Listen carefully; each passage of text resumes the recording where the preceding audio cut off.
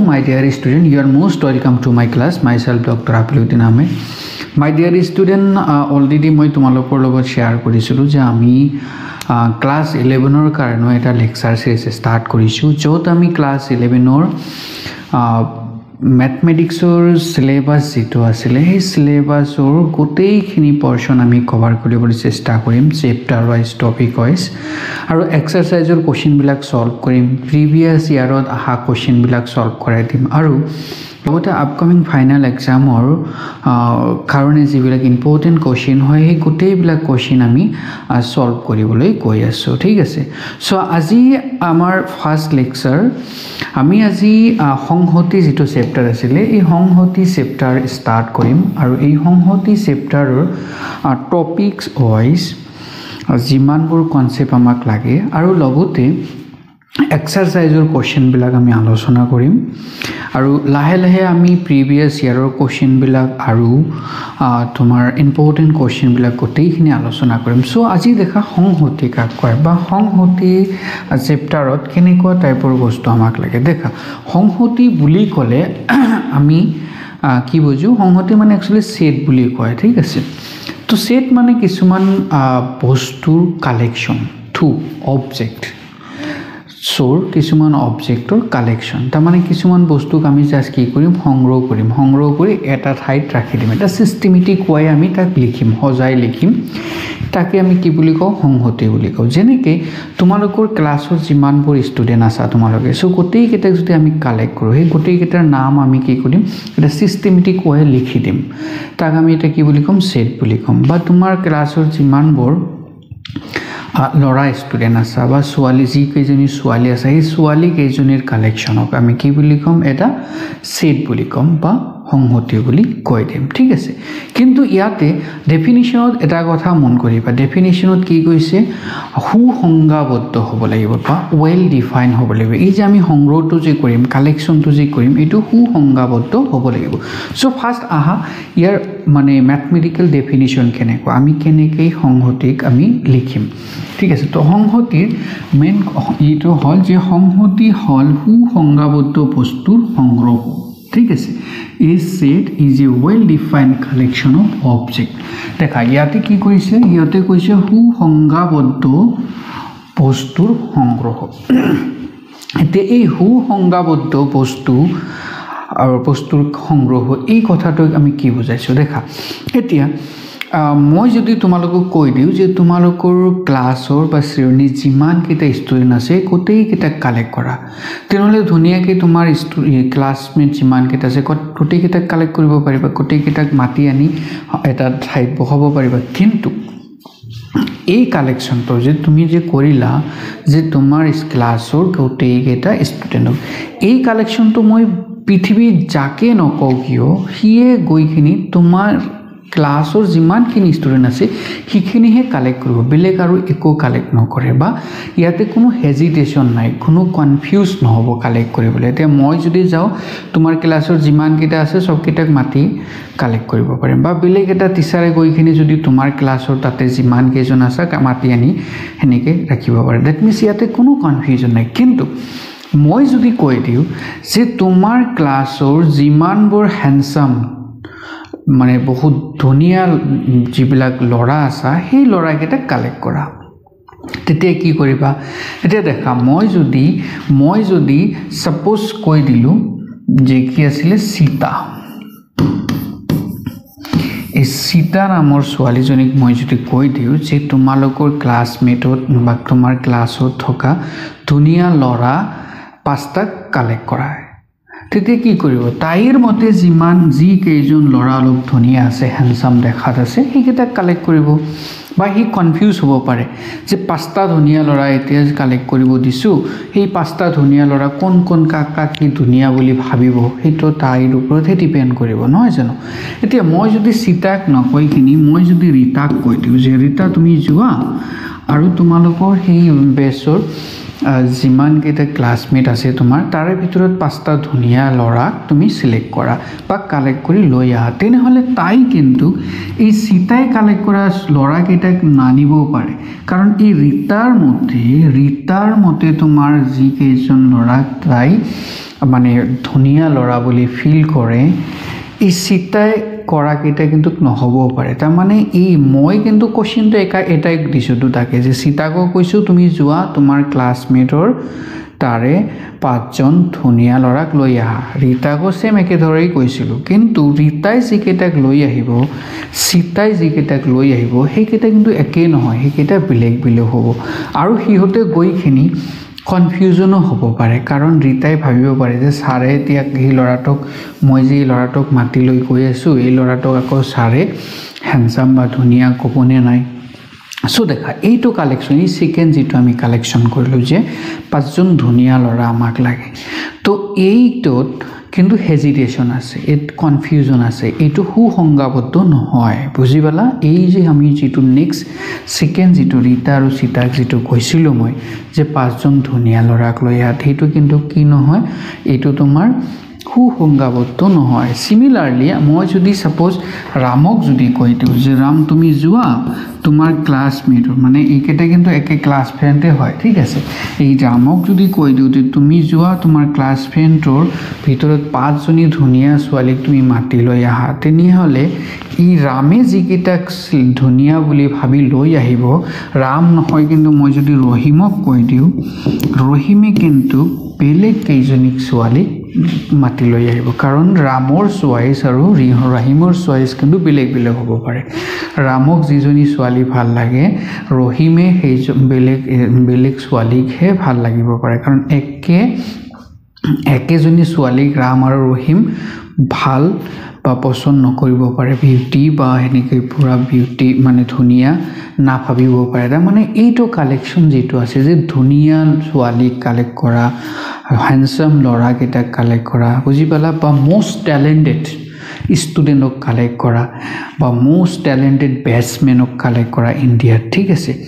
এইবিলাক বস্তু কিন্তু তোমাৰ ওয়েল ডিফাইন নহয় বা সুসংজ্ঞাবদ্ধ নহয় সো এইবিলাক সংগ্ৰহক আমি কিন্তু সেট বা সংহতি বুলি নকওঁ সো মনত ৰাখিবা সেট বা সংহতি হল এনেকুৱা এটা সংগ্ৰহ যি কি হয় সুসংজ্ঞাবদ্ধ বস্তুৰ সংগ্ৰহ হয় ঠিক আছে সো এইটো কিন্তু মনত ৰাখিবা সো এতিয়া তুমি যে এই যে সুসংজ্ঞাবদ্ধ বস্তুখিনি যে তুমি কালেক্ট কৰিলা সাপোজ ধৰি লোৱা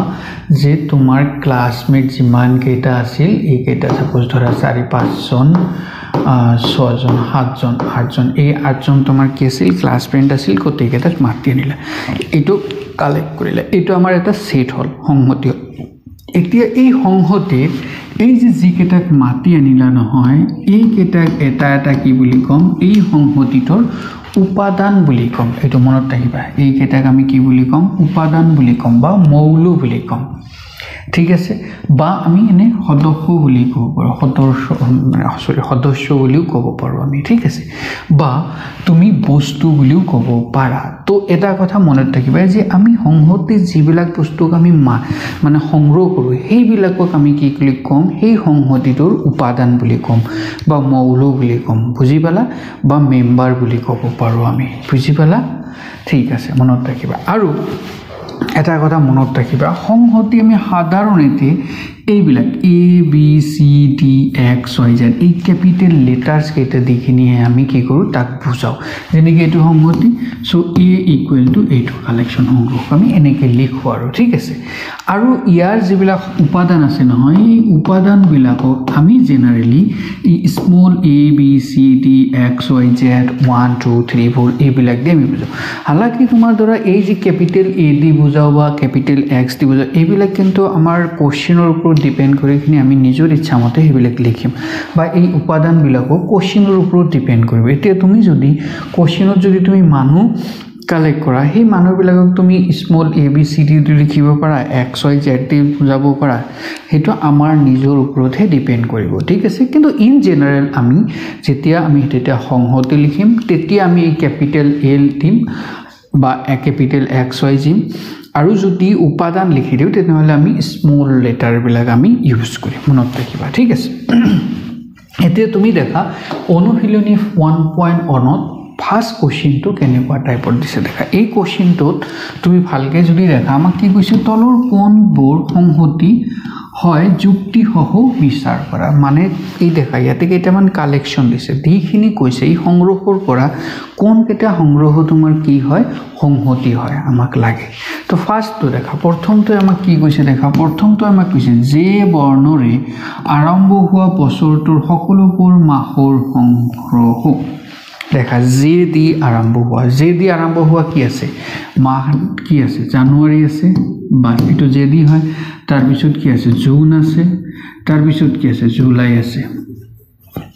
আৰু আছে জানো এই কেইটাই তোমাৰ কি হয় মান্থ আছে এই তিনিটা মান্থে কি হয় জে দি স্টার্ট হয় জে লেটার্স দি স্টার্ট হয়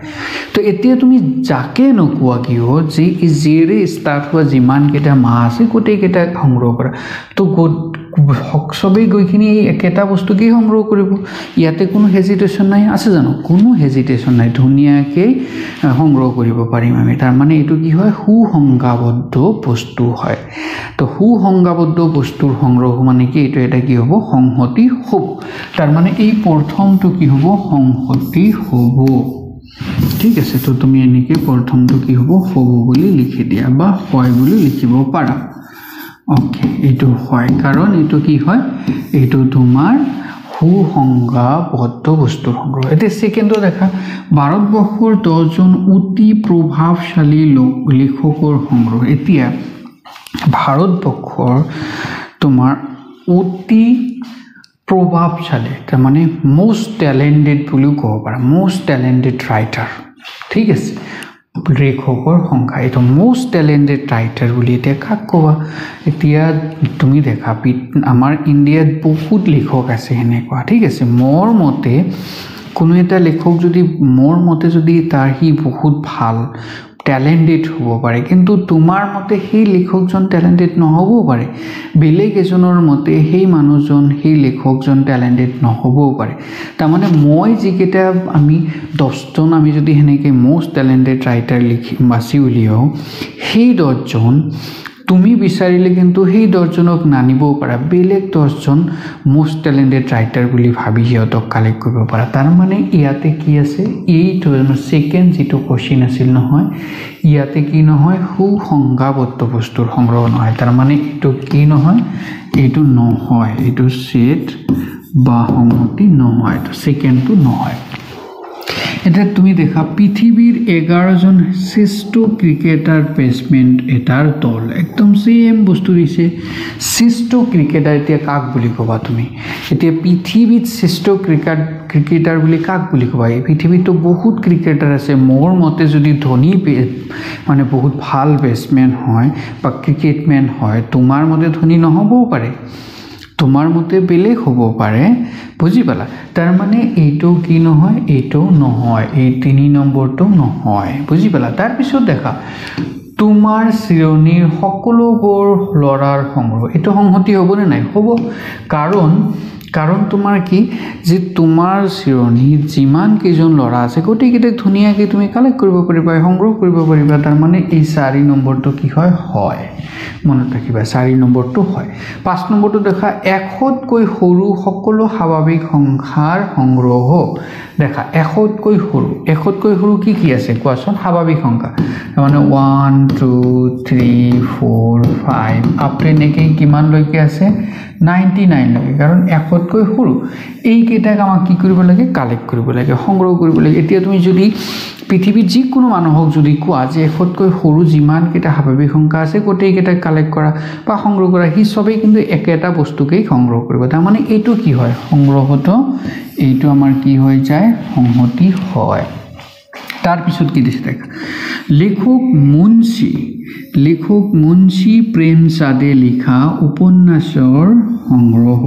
দেখা প্ৰেমচাঁদ নামৰ এজন মুন্সী প্ৰেমচাঁদ নামৰ এজন লেখক আছিল তেখেতে লিখা যিমানবোৰ উপন্যাস আছে সেইকেইটাৰ কালেকশ্যন সেইকেইটা অবভিয়াছলি কি হয় এটা